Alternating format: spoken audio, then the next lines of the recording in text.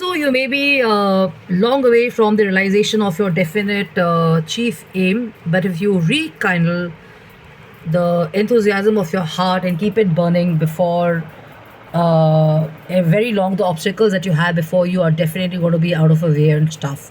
And I also professionally or personally feel that enthusiasm has a huge rub off on people, and work environments, personal spaces, and the company you keep matters a lot. So a lot of people think that if you're not interacting with certain people, you're coming across as difficult or you're being arrogant or stuck up or whatever. But I think that if you're not hitting it off well, and if you're not enjoying the company of those people and stuff, it's better to kind of be on your own and kind of have your own people or find new people with whom you can chat and strike up a conversation and stuff. So there's no hard and fast rule that if you're in a certain community or a circle, you have to be with them and you have to be friendly with them and stuff. So it's a two-way street basically. And I also feel that enthusiasm has a rub off, a positive or a negative rub off. If you have grumpy people around you, if you have complainers around you, if you have someone who's consistently doing their sob stories and stuff like that, after a point of time, you will have this preconceived thing in your head that now this guy is going to come or this girl is going to come and they're going to kind of start sharing the negative and stuff like that. And that just puts you off and blocks you. And I'm sharing it from a personal experience because I see so many people, they want to meet up over a lunch or a dinner or a coffee, and then you realize that at the end of it, they're only talking and they're only harping about their problems or relationship issues and stuff like that, or fallout or whatever. And then you realize that they're looking for soundboards and they're looking for people to kind of listen to them and stuff like that. So I feel that. If you listen to negative stories and sad stories of people and stuff like that, it also has a rub off and effect on you.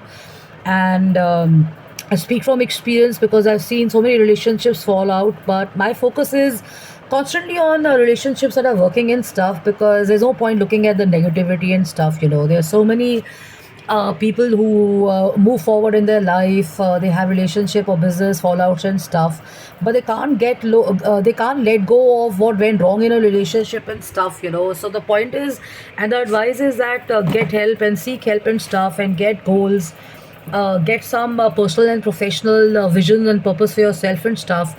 What are you going to wake up for tomorrow if your boyfriend leaves you, if your husband leaves you, if your wife is not there, if your children are not there? God forbid something goes wrong. What are you what are you waking up for a relationship? You have to have bigger plans and bigger stuff and all that. So what's very important is to have enthusiasm, because that's what kind of keeps you going, and that kind of keeps you on the reality. So if you have a goal or a purpose larger than yourself, then the world also becomes larger, and your energies and everything multiply. It's an expansive life. It's more fun. There's more to do if you're not working, because you have a bigger community or a circle of people. You're invited to meet up with them, you go on holidays with them, you're kind of exploring places. You may be on your own as well and stuff. But the point is, there's always something to look forward to.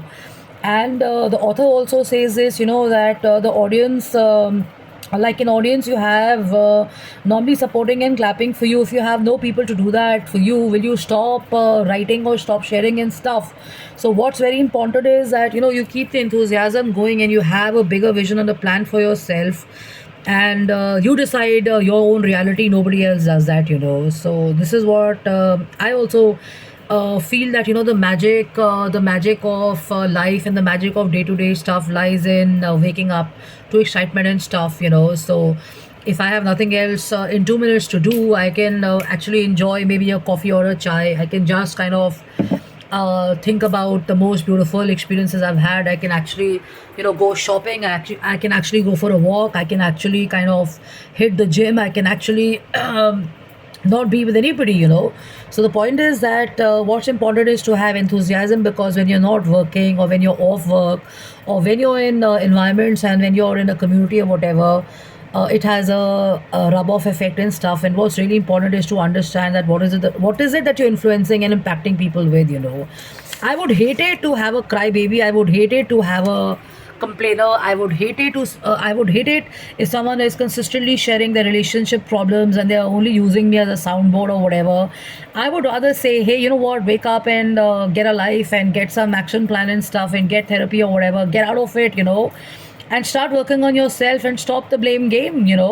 And the author says that we take so much of time to discuss people, and we're spending so much of time in discussing arguments, and we are spending so much of time analyzing a situation, relationships and stuff like that. But the point is this: how about spending more time on your aspirations? How about spending more time on your goals and your plans? How about working on yourself? And how about kind of understanding that you can make use of your experiences and your relationships and your learning in a much better manner if you're going to kind of place a bigger plan or a vision before you than your relationships alone. So hope this makes sense. So I'm Jashin Kapani. I'm the founder and CEO of I'm Decor Design, and I'm totally loving this, because I can understand that everybody is not made to work. If you leave a job, if you kind of leave your role, what is it that you look forward to next? So having a way forward approach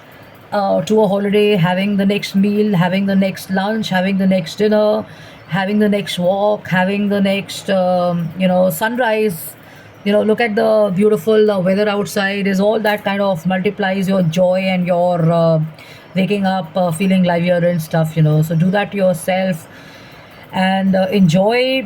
And positivity always works. There is no thumb rule to how you're feeling and stuff, but the crux of it is enthusiasm and a way forward approach. So love and luck. You can write to me on I'm Decor Design. I'm on justinkapani.im@gmail and jkapani@gmail.com. And thank you so much for your messages, of your emails and stuff.